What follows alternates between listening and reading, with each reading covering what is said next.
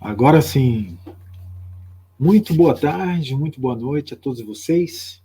Você está no canal Idealismo Radical. Muitas pessoas têm pedido para que eu venha falar aqui sobre um assunto muito polêmico, né? E eu espero que todos vocês possam gostar, né, dessa iniciativa, porque se trata de uma iniciativa voltada para o interesse de todos, uma iniciativa que é voltada para que todos possam entender o porquê quando sai um brasileiro, um imigrante, né, do seu país, vai para outros países, e ali tem uma grande indiferença, indigestão, digamos assim, com as pessoas locais, com aqueles imigrantes que estão ali, supostamente alegam que estão tomando seus trabalhos, suas oportunidades. Será que isso é verdade?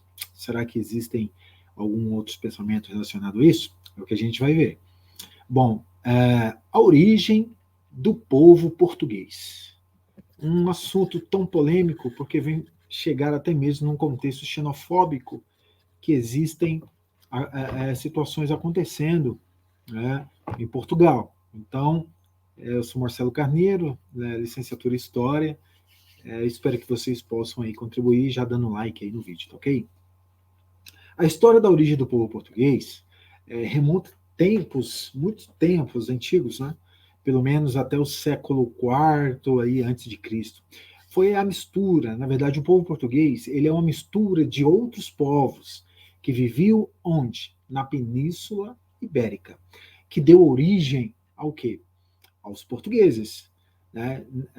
A gente vai ver nesse vídeo alguns tópicos para entender qual é a origem do povo português e quais as suas influências, principalmente na cultura brasileira. Por quê? Porque Portugal, né, ele vem de uma origem não sei se vocês já ouviram falar, celtiberos. Era um povo que habitava as regiões próximas aos rios Tejo, né, e Douro, muito conhecido por sinal esses rios, né, o rio Tejo e o rio Douro, principalmente nas porções ali mais montanhosas. Né. Pelos registros históricos, estas zonas eram habitadas pelos celtiberos, né, há pelo menos 2.600 anos, desde o século IV a.C. E indo mais longe na busca, né, dessa história, descobrimos que os celtibérios descendiam dos íberos, a população originária da Península Ibérica, que é onde o território de Portugal fica localizado. Né. Os íberos eram o povo originário, né, da região, que a partir do século X a.C. recebeu a chegada do povo celta, tá ok? Com o passar do tempo, celtas e íberos se miscigenaram, tá? E deram o quê? A origem aos celtibérios. Provavelmente na porção exata da Península Ibérica, onde hoje é Portugal, no ocidente da península. Viviam quem? Os lusitanos, um dos vários grupos, né, celtibérios. São estes, especificamente, né, os primeiros antepassados portugueses que a gente conhece. Outros povos que fazem parte da formação do português, cara, os romanos. Os romanos e os mouros, não tem como falar de Portugal, de português, sem falar dos romanos e dos mouros. Por quê? Porque eles fizeram presentes no território da Península Ibérica durante a ocupação romana, por volta ali do ano 194 a.C. E os mouros adentraram o território no ano 711. Há indícios de que muitos outros povos também fizeram parte da formação do povo português e que estiveram na região em diferentes períodos africanos, gregos, fenícios e visigodos. Olha, além disso, também há em Portugal a presença dos descendentes dos judeus sefarditas e dos ciganos, que habitavam o território português já há alguns séculos. De acordo com algumas informações oficiais, os ciganos estão no território português desde o ano de 1462. Já os judeus sefarditas, né, foram expulsos do território durante o período da Inquisição em 1497. Provavelmente, eles habitavam a Península Ibérica desde a época do Império Romano, pelo menos. Né? Hoje em dia, para reparar as consequências da perseguição e expulsão dos judeus sefardítas, Portugal concede, né, a nacionalidade portuguesa aos seus descendentes. Mas qual a etnia do povo português? Como vimos no resumo da história do surgimento, o povo português é um grupo étnico da Península Ibérica. Portugal não tem dados oficiais exatos sobre a etnia do povo, mas estima-se que a maioria seja da etnia ibérica, em relação aos grupos, né, minoritários, a etnia predominante, provavelmente norte-africana. Em 2021, olha que interessante, em 2021, pela primeira vez, Portugal terá um estudo, né, que pretende averiguar quais são as etnias presentes no país. Isso foi em 2021, nós estamos em 2022.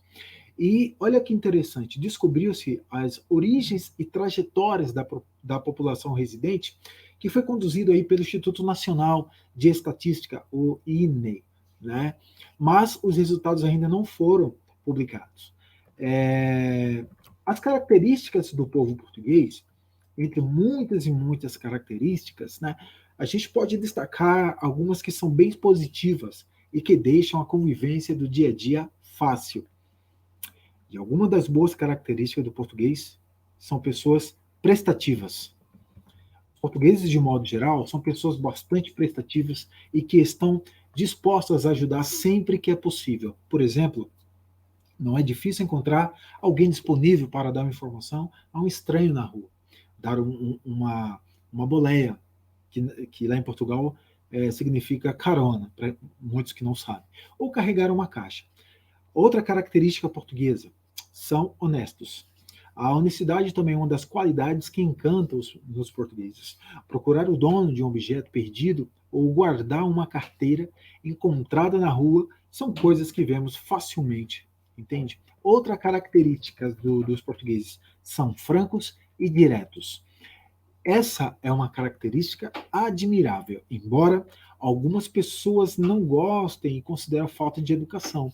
Normalmente, os portugueses não têm receio de dar sua opinião, de reclamar, se for preciso, ou de demonstrar quando estão descontentes com alguma coisa. A fala direta e sem muitos rodeios é uma realidade em Portugal. Vamos para outra característica? Tem orgulho da cultura. Olha, o povo português tem orgulho de sua história e da sua origem e fala abertamente sobre isso. Eles são orgulhosos de serem quem são e não escondem isso de fato. Os portugueses também admiram a própria gastronomia e ficam felizes em apresentar os pratos mais típicos dos mais variados do país para os recém-chegados. São bem receptivos na casa de portugueses, de alguns, que é sinal de amizade, de boa comida, né, na mesa. As principais heranças que os brasileiros recebem dos portugueses, a cultura portuguesa é muito presente na vida e no costume dos brasileiros, pois herdamos muitos hábitos e costumes do povo português que hoje em dia estão integrados na cultura brasileira. A língua portuguesa é uma das heranças mais óbvias e é um ponto que une Brasil e Portugal.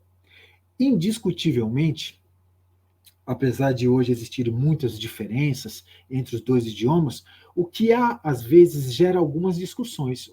O que Brasil e Portugal falam a mesma língua. Só que o que muito parece ser diferente, na verdade, são diversidades de entendimento para um objetivo comum. Muitas coisas da gastronomia, por exemplo, que a gente come em Portugal, têm origem e hábitos alimentares na gastronomia portuguesa. Alguns exemplos são os variados pratos feitos com bacalhau, sardinhas, o caldo verde, as broas, os doces à base de ovos e queijos portugueses. Olha só que interessante, a literatura, muitos escritores portugueses também estão presentes no Brasil e são uma herança de cultura no Brasil, como Luís de Camões, Fernando Pessoa, José Saramago, Essa de Queiroz e Florbela Espanca. Atualmente, o escritor Walter Hugo Mãe, o sociólogo Boaventura de Souza Santos e a escritora Matilde Campilho também chegaram ao conhecimento dos brasileiros. A arquitetura, principalmente, né, da época colonial portuguesa, é muito presente nas construções do Brasil, até o século XIX, etc. E tal. As calçadas portuguesas são história e arte. Eu espero que vocês assim possam contribuir muito para que parem com essas questões pequenas, mesquinhas que chegam até dentro da xenofobia. Os portugueses, como vocês podem ter visto aí tudo o que foi falado, alguns desses povos não deixaram vestígios e tudo o que sabemos sobre eles provém da leitura de crônicas históricas dos gregos e dos romanos. É o caso, por exemplo, dos extermínios, dos cefes, dos sempsos, cuja história apenas pode ser conhecida através das crônicas do escritor latino Aviero do século IV. Então, assim, não podemos deixar-nos, né, nos prendermos a uma bolha tão pequena que é o contexto xenofóbico. Essas indiferenças acontecem sempre, até entre nós mesmos brasileiros e provavelmente entre os próprios portugueses, entre outras questões, outros países. Né? Outra coisa importante que eu quero falar antes de terminar o vídeo. Eu espero que vocês possam gostar do vídeo, vocês possam dar o like e aí contribuir para que a gente possa dar continuidade. Não se apeguem a questões chulas, questões pequenas, porque a cultura portuguesa e brasileira sempre estarão unidas e isso não tem como desacoplar, estão sempre acopladas. Outra questão importante que eu vou falar, o que pode haver é uma diferença no sotaque, diferença em sotaque, no falar.